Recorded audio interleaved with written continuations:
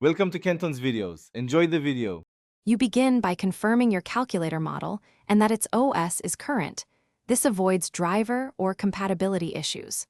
Plug one end of a USB cable into your PC and the other into the TI Nspire, then open the TI Nspire software on your computer.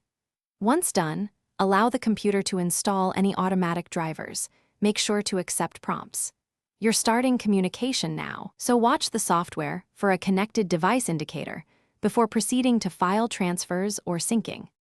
Next, you establish the transfer session inside the TI Nspire software by selecting Connect or picking the calculator from the device list. This creates a communication channel.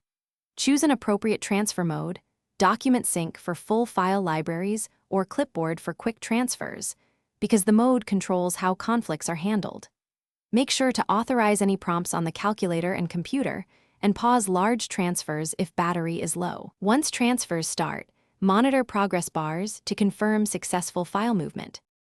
To finish, wait for transfers to complete, then use the software's eject or disconnect command before unplugging the USB cable. This prevents file corruption.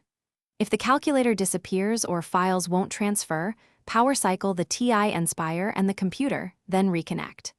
Make sure the cable and USB port are good. Try a different port or cable. If problems persist, reinstall the TI drivers and the TI Nspire application. That single troubleshooting step often restores stable communication. Thanks for watching. Consider subscribing if we helped you.